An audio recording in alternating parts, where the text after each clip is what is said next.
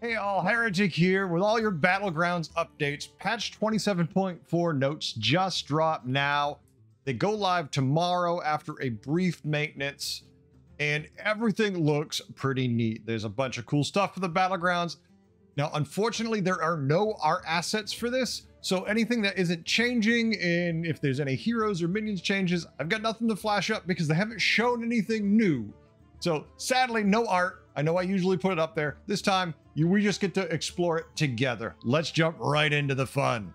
Folks, we're starting with a huge change to Battlegrounds.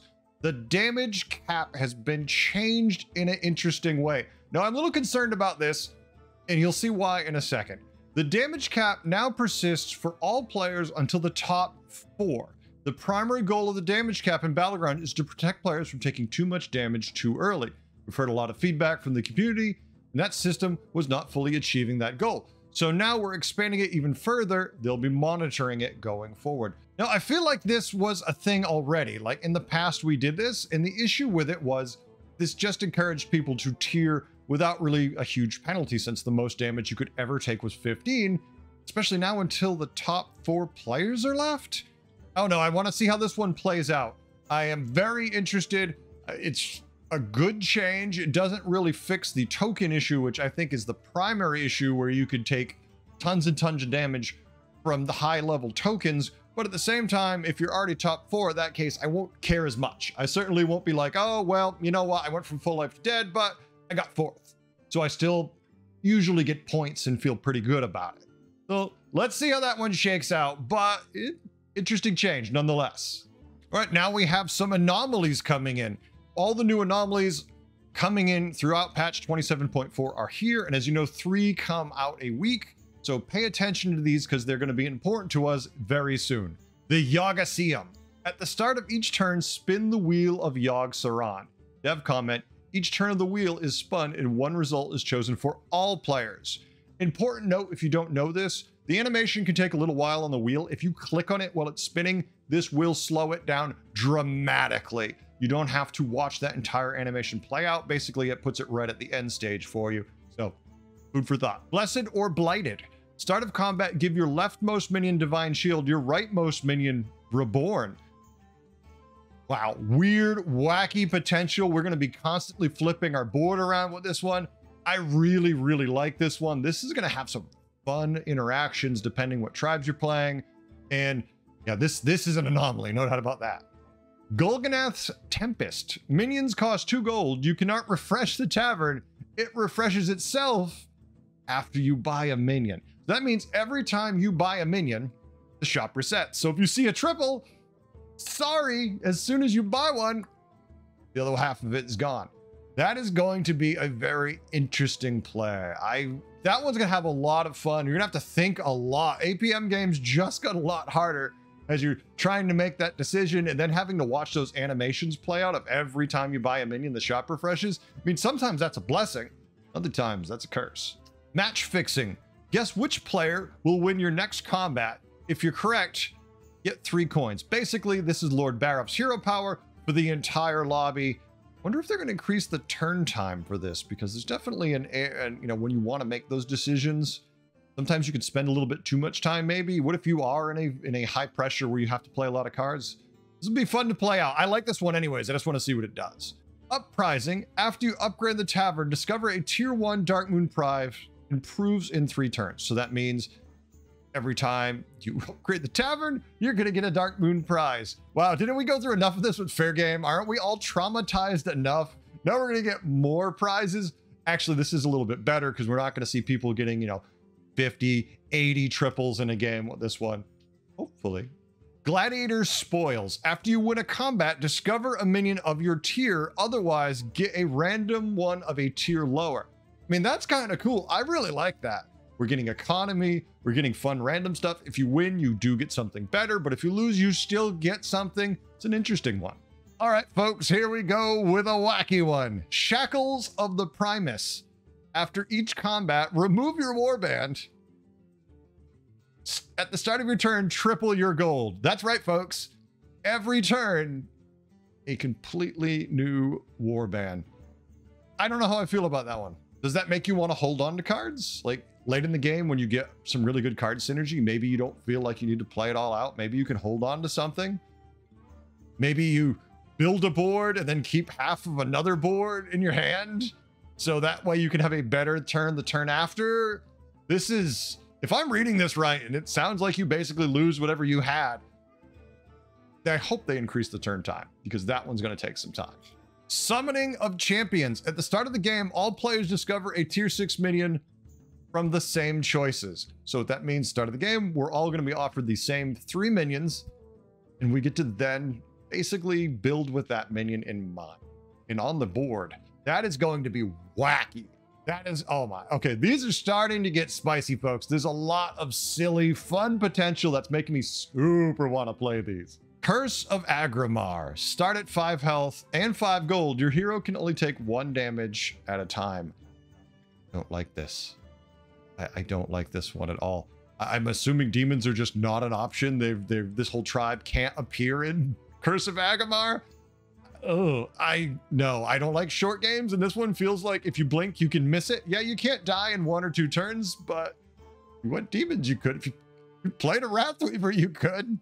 Reckless Enchantment. Minions in the tavern each randomly gain Taunt, Wind Fury, Divine Shield, or Reborn. Okay, so the entire shop is just going to be a kaleidoscope of random buffs on all your minions. Don't worry, I'm sure every time you need a key minion, it won't have Taunt. Except when you need it to have Taunt, then it won't, and it'll have Divine Shield. Your Selfless Hero, the last one you pick up to golden it, it's got Divine Shield, don't worry. Your Titus, the last one you pick up to golden it, don't worry, that one has Taunt. Ugh, this one's actually kind of fun, but yeah, there will be times where you truly curse this one. Tavern Special, get ready folks, tuck in.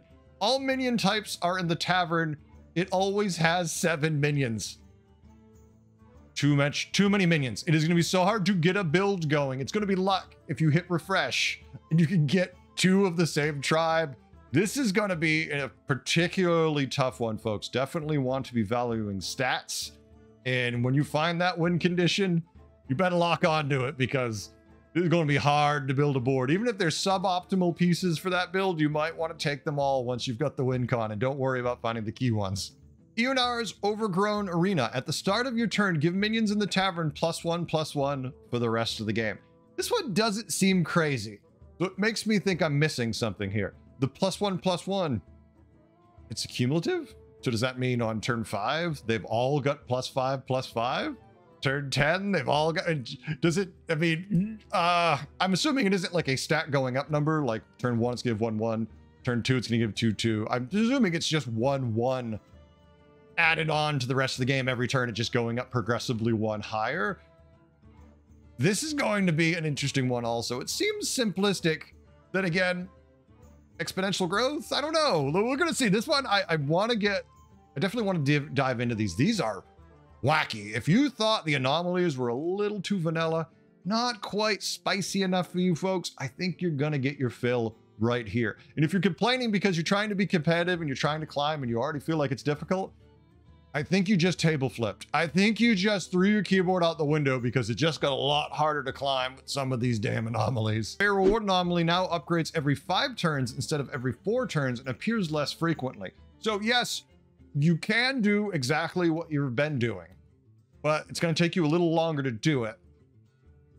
I think people are going to continue with this change to still do the same exact thing. It just is when we're finding those tier 6 rewards, those will determine the outcome of more games, and the people at the end will still be doing the same thing, going to get the Argent Braggarts and just throwing them out like crazy so their entire board has trillions and literal trillions of stats. Piloted Whirlitron is Sneed's buddy has been removed from bringing the buddies anomaly. This is good. This one was very kind of toxic. If you had high rolled into some really good death rattles, you could now have multiples of them. And this was a massive problem when Akazamorak's buddy was in. This is the secret buddy. So you could just have a never-ending chain of secrets, and it was really rather irritating. I'm pretty happy that this one's gone. Yes, it was fun when you were the one doing it, but wow, does it take forever and painful when you were the one suffering through it.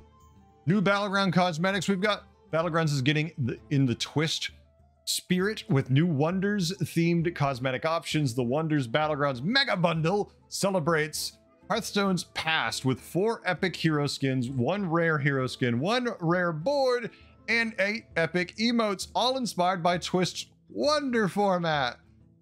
Don't play it. I don't even know what that means when you say it's inspired by, because I don't look at them, but maybe they're cool looking.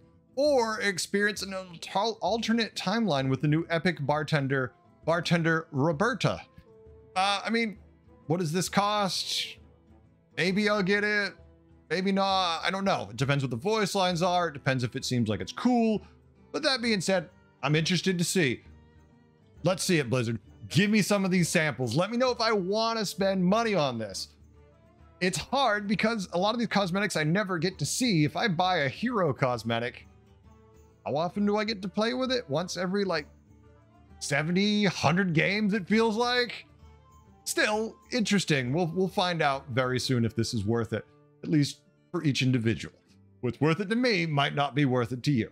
Couple bugs being fixed. We're going to address the ones that are actually important to what we do in the Battlegrounds and not just a cosmetic or a text fix. But starting with blood gems can now target minions in the tavern, not just friendly minions. Folks, if you haven't seen this particular bug, it's a problem. If you ever get a handful of blood gems right now, you cannot play them if you have no minions. And yes, there are scenarios where people have no minions on their board, have a handful of blood gems, go to buff something. They can't. They're literally done. Game over. Because you have no minions on the board, you have 10 blood gems in your hand, and you can't take any actions at all other than watch your game roll along as you roll through your shops and say, oh, I'd love to buy that. Or concede because you're screwed. There's nothing you can do. Very good fix.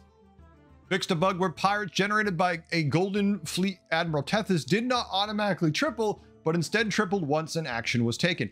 I have encountered this bug. It is very, very annoying because you are trying to go through, usually at this point, APM, and you've got this hiccup where you know you have a triple, but it's not tripling, and you're just like, and there are scenarios where you could play into where now you can't take the triple without selling something key to play a card. So this is a very good fix. Fixed a bug where Octosaur Rap God would spawn an extra tentacle when goldenized by the golden hammer. A niche thing, but yeah, how would you feel if their Octosaur just suddenly had extra tentacles? Oh, don't worry, it's gold, it's late in the game. It's not like it's going to be, say, an 80-80. It's not like they're going to have 2 golden banana slammers, or maybe just 1 golden one and 1 normal one. So those 80-80s are suddenly much bigger. So yeah, extra tentacles they don't need to have. Thank you very much.